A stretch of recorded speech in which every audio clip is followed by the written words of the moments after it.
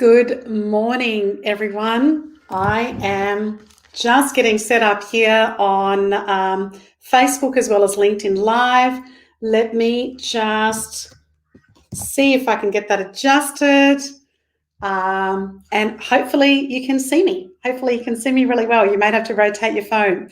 Thank you for joining me today. Any questions that you have, please know that my website is called Ask Shivani. So ask me any questions. If I can pass you any answers, set you in any direction, I'm so more than happy to do that. So my purpose is really to help women's engineer their confidence as well as their career. And today the focus of the live is to look at your confidence. So I want to spend a fair bit of time looking at what happened, where did it get knocked out, how does it occur, and then obviously be able to answer any questions as well. And I would love to also be able to offer you a free chapter of a book, but I'll talk about that later. So let's talk about this thing for confidence. So many women I come across say to me, Shivani, this happened and I lost my confidence. I applied for a job, I didn't get it. I applied for another one, I didn't get it, and I lost my confidence. I've come across women in almost 20 years of mentoring women who've had issues ranging from abuse, from domestic violence, from losing their work, from their partners leaving them, from having terrible relationships. So a lot of different things cause our confidence to be knocked down. But there are certain things that we can do to recognize that. And there are also some strategies that I want to share with you today that if you've had your confidence knocked out of you at some point, which I'm sure you have, is to try and understand better when you find that yourself in a little bit of a hole and what are some of the things that you can do about it. So the first thing I want to talk about is that in my experience of mentoring women is that confidence often starts when it gets knocked down fairly early stage. It sometimes is a parent that either knowingly or unknowingly does that. Sometimes it's a teacher, sometimes it's a sibling, and sometimes it's a friend. Or you might say it's all of the above that's actually caused that. So it's really important to go, well, do I have an earlier memory? Grab a piece of paper and pen and say, do I have an early memory of when it was that I actually lost my confidence in the first place? For me, it was my first day of school. I was 5 years old. I was in India. I remember having this really long dress, which was way too big for me. I was a bit nervous, and I remember walking down this beautiful little concrete pathway. The teacher was running a little bit late, and I thought I would do the right thing, walk up to the front of the room and grab this big, in front of those big blackboards, I had this wooden ruler that I obviously didn't know what it was for at the time, but I had seen teachers hold it. And so I went and did that, and in my Indian accent, which was pretty strong, and it's still pretty strong when I start to speak Hindi, I said, hello, my name is Shivani. And I almost, what I would call now, started to facilitate a conversation in the classroom. Anyway, I got into trouble for that. So I remember at a very early age that knocking the confidence out of me as I reflect back. I thought I was trying to do something great. I thought I was almost stepping into a part of my leadership when I look at that now, but that was not agreeable. That was not welcomed. And as a result of that, I remember my confidence plummeting, particularly when my parents were called in to say, your daughter's a little bit out of line. So it was a strict Catholic school, an all-girls school, and obviously there were things that teachers and schools do and still do to this day and age to try and keep kids under control, but it had a really massive impact on my confidence. When I moved to Australia at the age of 11, I never saw myself as any different. I didn't think of my skin being any different colour. And one of the things that happened was that I copped a bit of racism, just 2 boys, but that was enough, where I started to feel what I ate in my lunchbox was wrong. I started to go home crying. I was called all sorts of really nasty names. And for people that didn't understand, in a very Anglo-Saxon, and even though they had Italians and Greeks at the school who also got called nasty names, it was the first time I remember feeling like, wow, I'm being put down here because of the colour of my skin. Later on, it was sexism, joining leadership teams. And there's been so many instances, big instances, where you start to lose your confidence. But the first thing today is to really recognize, do you have an early memory, a childhood memory, a teacher, a parent, a sibling, a friend that really started to knock your confidence down? How did you feel about that? Often a lot of us have some sadness, some of us have trauma from that. And my experience has been of mentoring women is that that trauma keeps coming up again and again and again. There's some great work that some great counsellors do, kinesiologists do, depending on the type of support that you have in your life, to be able to look at what are some of those trigger points that keep coming up over and over again around my confidence, and how could I actually get better at it. I got so fascinated by this particular topic that I decided, because people used to say to me all the time, Shivani, there's a glass ceiling in careers. It doesn't matter how many times I try, I can't seem to get ahead. So one of the things I wanted to do was I wanted to do some research on it. So we sent out a survey to over 500 or about 700 women, and about 500 of them replied. And we also went and did focus groups. So in these focus groups, what was really interesting was being able to find out from women, were their career choices limited? Why didn't they apply for certain roles? How did they feel when they applied for something and it didn't come in? What was holding them back? And the number one thing that came through was around self-confidence, or a lack of. And so how do we go about improving it? How do we go about changing it? What are some of the strategies that we do? And so if you would like a copy of that free chapter of the book, which I ended up calling I Love Myself, because I think that's one of the greatest things that we can do. And if we truly want to love other people in our lives, we have to learn to do the work ourselves, to learn ourselves, love ourselves for exactly who we are, not when I'm way less, not when I achieve that particular goal, not when I get to that level, not when I become a better mum, not because that's always a forward thinking thing around what occurs. We want to be able to do this now, and we want to be able to love ourselves. So if you would like a copy of that first chapter, which starts to really set the scene for how and why you need to look at confidence, please just shoot me an email. And the email address is shivani@askshivani.com. Or just go to askshivani.com, go to contact, and put your details in there, which is literally your name and email address, and I will send you that free chapter. Because I'd love for you to be able to read that and start to see if you resonate with that and how it is that you might be able to apply and change some of the things. The second thing that I wanted to talk about is what happens. I had an opportunity to work with some great counsellors and teachers. I'm constantly on the learning journey, and one of the things that I really wanted to do was work with some of these teachers and work out what it is that gets that happening. And one of the best models that got shared with me was this model of the adult, child, and parent. And so it's a triangle model, if you can think of when you're in your child, when you're in your parent, and when you're in your adult. And Rosemary, thank you. Yeah, you sound like an avid reader. I love having Rosemary on my lives. She's often just sharing and asking questions. She just shared with me that she lost a brother in a workplace accident, and you really withdrew. But the fact that you then started to explore, read books, and you were encouraged to ask questions is so important. So many kids I know are shut down. I know one myself. Then there's days that I'm tired, or there are days that I've been overstretched, that I don't feel like having those conversations. And those one or two conversations with your kids can become that trigger for them younger on. So thank you, Rosemary. It's so important that we share that.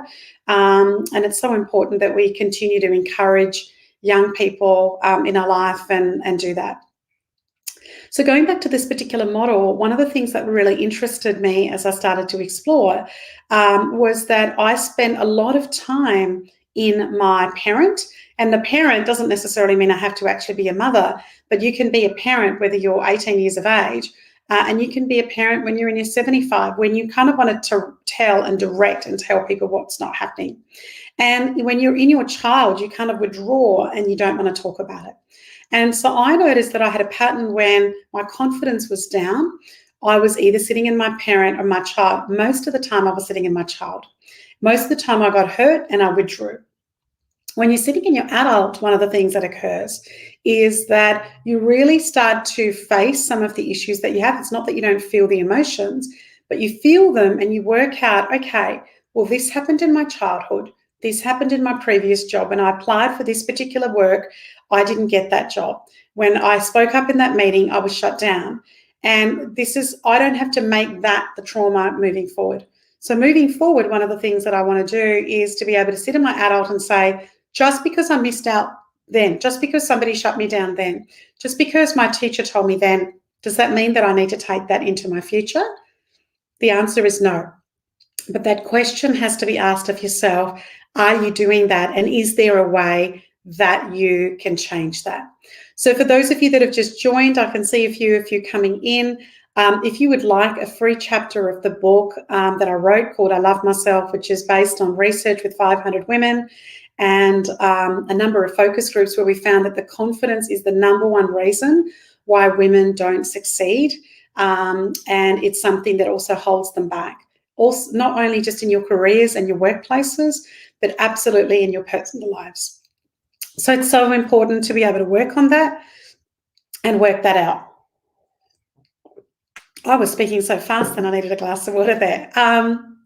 The other thing that I wanted to do is talk about this notion of loving yourself. I live in Australia, and one of the things that often when people say, oh, yeah, she loves herself a bit, or he loves himself, we often look at that as a very derogatory term. It's somebody that's coming across as being very arrogant, somebody that is not coming across as being humble, perhaps enough. And one of the things that I want to really share with you is that this notion of I love myself for women really needs to be shifted. When we say I love myself, it's not coming from a cocky or an arrogant place. Actually, it's one of the most humblest things that you can say to yourself. I know that as a female, how many times do I say that to my kids? I try and say that a lot to my kids, a lot to my partner, a lot to my close friends. But how many times do I actually say it to myself? So one of the really important practices is to actually look at, do you actually ever look at yourself and say, I love myself. I love myself. When I've done this exercise with thousands of women at a number of workshops or in mentoring conversations, I'm amazed how many times it brings up so many emotions. And those emotions are absolutely valid. It's because you haven't sometimes been told that you love yourself, but you also haven't taken the time to say that to yourself. So one of the tips that I really wanted to share with you that's absolutely changed my life, it started when I started reading the amazing Louise Hay books. And one of the things that I learned in those was what a massive difference it makes when you actually start saying, I love myself to yourself. By you saying that and you starting to believe it, like any thought that needs to be trained into you and embedded into your mind, it's so important to be able to make that difference. So would so love for you to trial that. If it brings up some emotions, fantastic. They've probably been sitting there.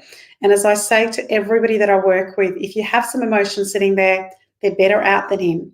Some emotions we obviously have to control, but the opportunity to be able to do that and to be able to create that is really, really important. So if you've got any questions at any time, I can see a few popping up on LinkedIn at the same time. Please just ask away and I'd be more than happy to answer them. Or if you've got something that you don't feel that comfortable bringing up on a live, then please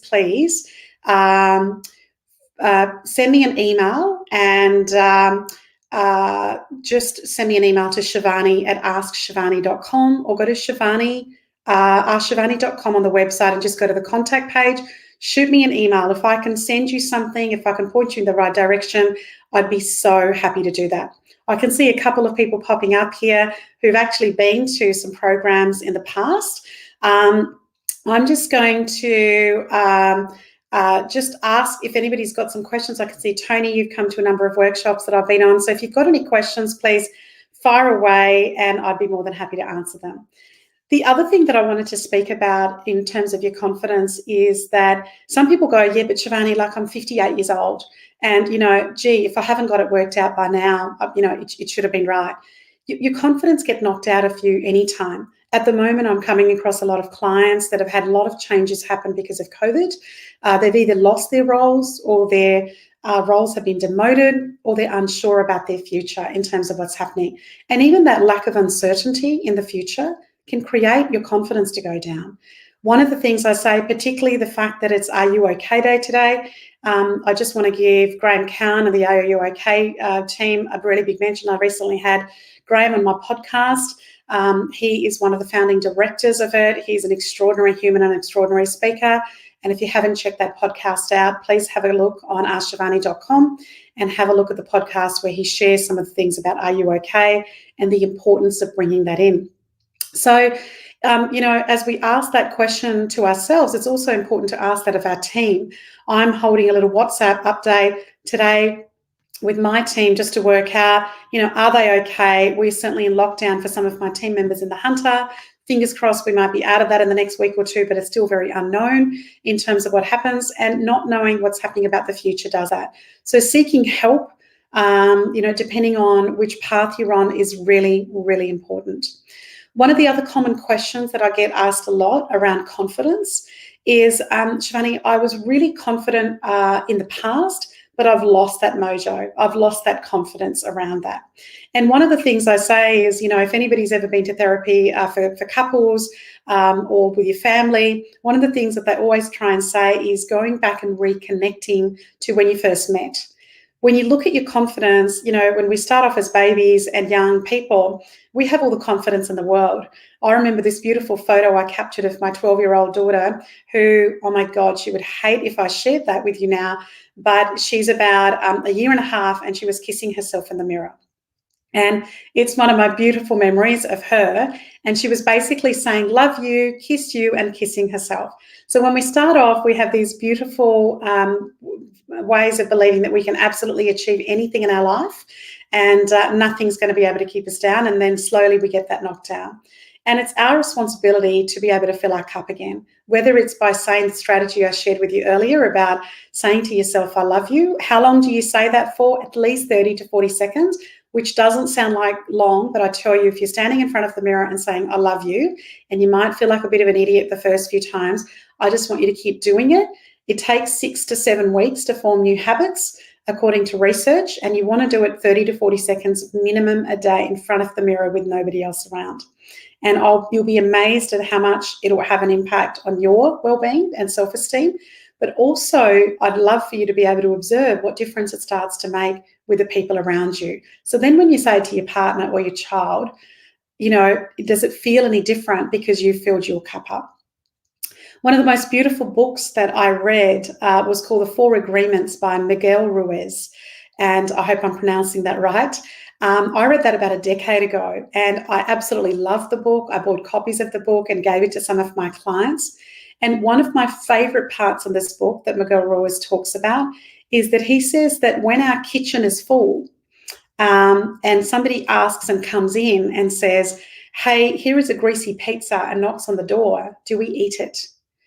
And the answer is no, because we say, well, we can cook a number of things. My pantry is full, my fridge is full, and I can cook myself something from a simple omelette to something pretty grandiose. And we refuse that. But if our kitchen is empty, if our pantry is empty, if our fridge is empty, and we're hungry, one of the things that happens is somebody knocks on the door, we open the door, and we accept that. We know that it's not good for us, but we accept that. Your confidence works in the same way.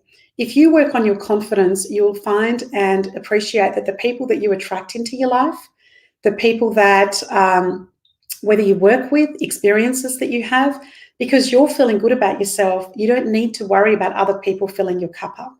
And that is one of the big issues that we have as people, as women, in the workplace, but also with our families as well.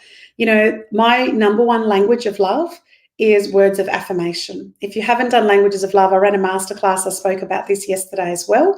But if you just go to 5languagesoflove.com and you literally just put in a little survey. We did this as a family. So all 4 of us got online, did our profile, and shared it with each other. And guess what? All our languages are different. Mine is words of affirmation. I don't need to be thanked all day. I absolutely don't need to be praised by my clients. But a little thank you goes a very long way, where people say, hey, thank you. And I know that it boosts me up. But one of the other things I have to learn to do for myself is thank myself. One of the practices I have at the end of each day is I have a little book next to my bed, and I write down the 3 things that I'm really proud of myself for the day. It's a tip that I give to women that I have the opportunity to mentor, because sometimes we're looking for that in the workplace. Sometimes we're looking for our boss or our colleague or our family member or our partner to say, hey, thank you. It's lovely when it comes, but like Miguel Ruiz said, you want your kitchen full. You want to thank yourself, so you're not always looking for that outside of yourself. And one of the things I do is I'm a dot point person, so I do 3 dot points almost every night of 3 things that I'm really proud of. Sometimes they're simple things like I cooked a beautiful dinner, or it might be I really helped that person in that mentoring session, or it may be that yesterday's on Tuesdays, it was one of my 3 was I did Insta Live for the first time with one of the people that I'm working with at the moment, Tina Tower, and I couldn't get onto the Insta Live having done that before. Anyway, I finally got on about 2.5 minutes later, and we had a fantastic conversation. But one of the dot points I wrote down that night was that I did it. I did my first Insta Live, and I worked my way around it, which was different to LinkedIn and Facebook, and I'd be able to do that. And so I have to be proud of myself and keep my kitchen full. So let me recap a few things that we've spoken about today. The first thing is, if you've got any questions, I want you to go to askshivani.com, go to the contact form and ask me any questions. If you would like me to send you a free chapter of the book, where we researched over 500 women and did focus groups to work out how to boost your confidence, but why is it so important? Please, again, just shoot me an email and I will email you that chapter, and would be more than happy for you to be inspired and do that. Now, let's just recap a couple of those tips. So the first tip is learning to say, I love myself to you in the mirror. The second is to praise and thank yourself at the end of each day. I do 3 dot points. You may have a better journaling practice. Whatever it is, something small, something simple, so that you can actually stick to that.